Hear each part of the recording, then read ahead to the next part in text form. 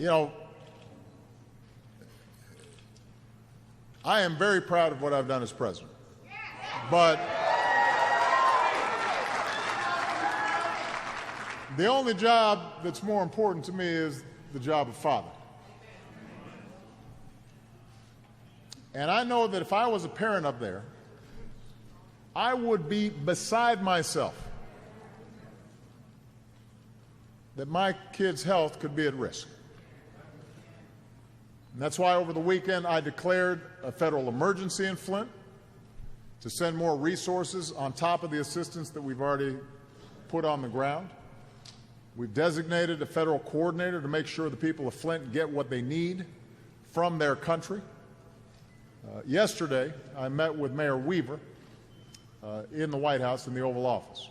And I told her that we are going to have her back and all the people of Flint's back as they work their way through this terrible tragedy.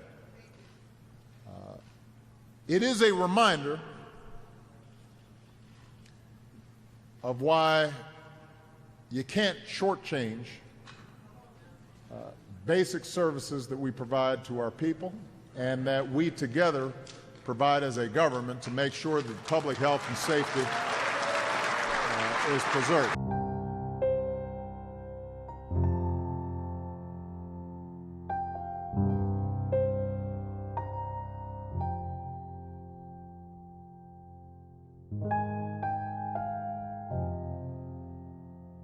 That's how we invested in community colleges and land-grant colleges like Michigan State.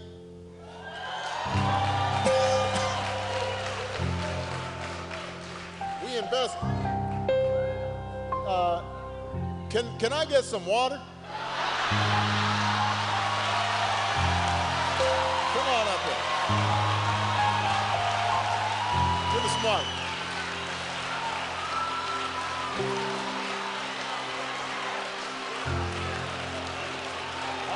I want a glass of water. I want a glass of water. Sit down.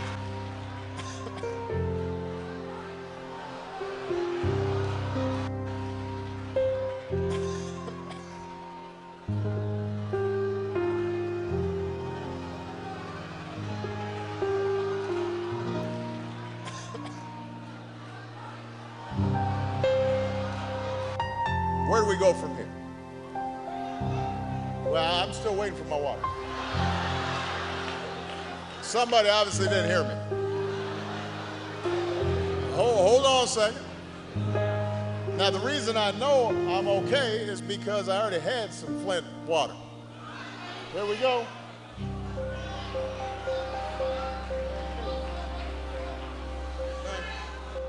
I really did need a glass of water. This is not a stunt. Now, I'm going to talk about this. Everybody settle down. This is a feisty crowd. Homes and reducing the lead that was in our environment, those laws really were put in place just a generation ago. When I was 5 or 6 or 7, a lot of homes still had lead paint in it. I might have ingested some lead paint when I was 2 or 3 years old. Because at the time people didn't know it. So we've got an entire couple generations of Americans who've done really well, despite the fact that they may have had something that is not optimal. And how lead interacts with any particular child is going to be different. Different.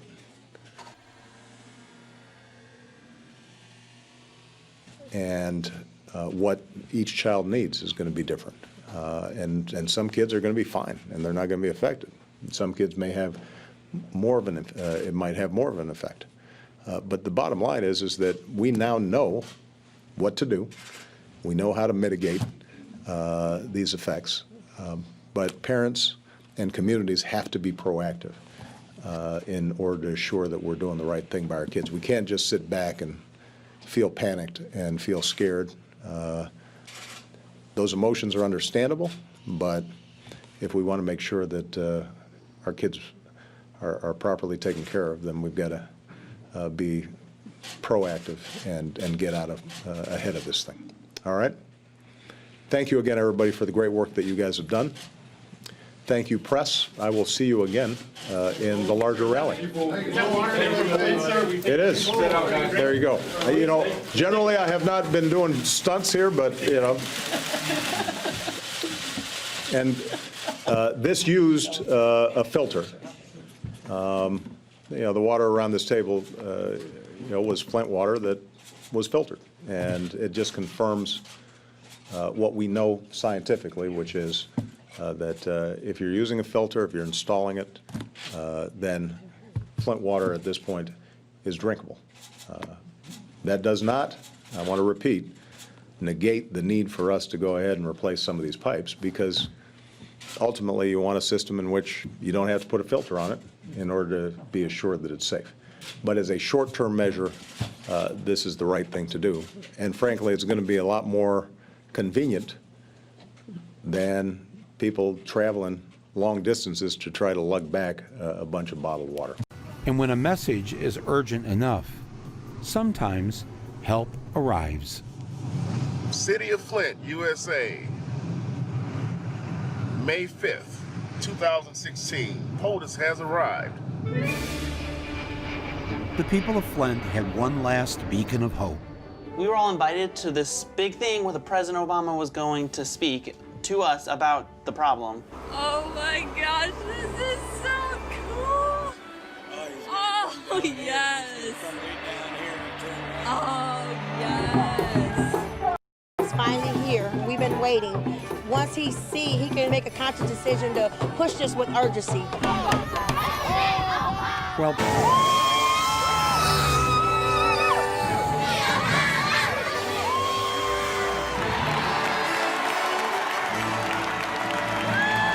Thank you for caring for us, Obama. Flint's recovery is everybody's responsibility. And I'm going to make sure that responsibility is met. That's why I'm here. To tell you directly that I see you and I hear you.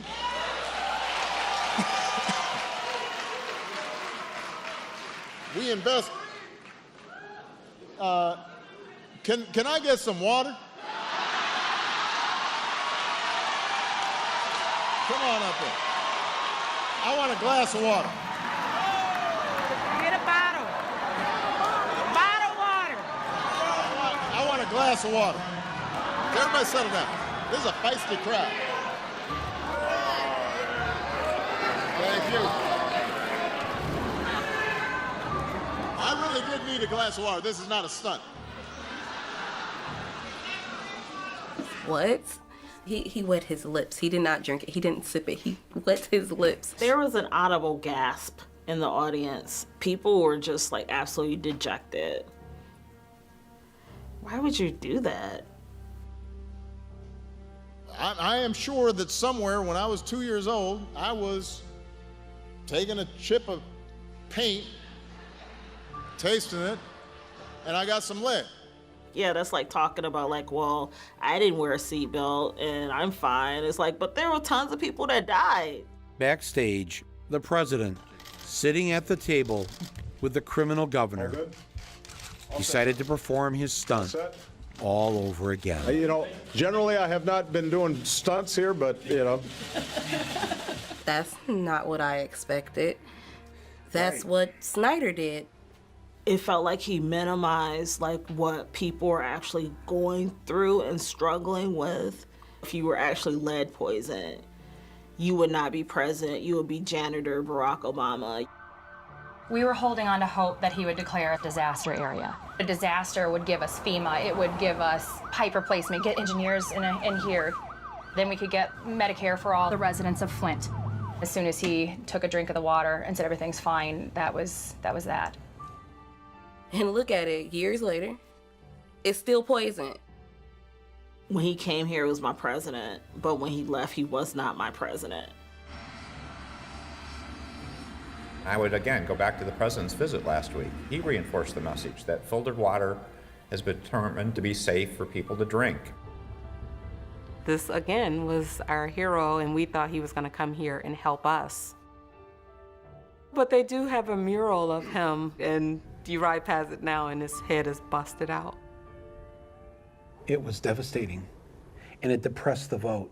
And I know people that stayed home and just said to hell with all of them. I don't know. I don't know. But I don't know why anybody would have advised him to do that, and I don't know why he would do it. And to the average person, then the Democrats don't look like the people who are going to come to the rescue. Right. Well, I wrote Obama a letter, and I said, Dear President Obama, God bless you, but you did not save Detroit. You saved General Motors. You saved Chrysler.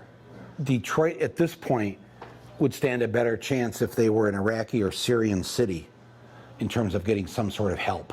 And I think Obama, sadly, has been, he's done many, many good things, but he's also been a huge disappointment. And I really feel like, I wish somebody would say to him, maybe I'll say it in case he's watching. You do read The Hollywood Reporter, Mr. President, don't you? When the history is written of this era, this is how you'll be remembered. He was the first black president. Okay, not a bad accomplishment, but that's it. That's it, Mr. Obama. 100 years from now, he was the first black American that got elected president. And that's it. 8 years of your life, and that's what people are going to remember. Generally I have not been doing stunts here, but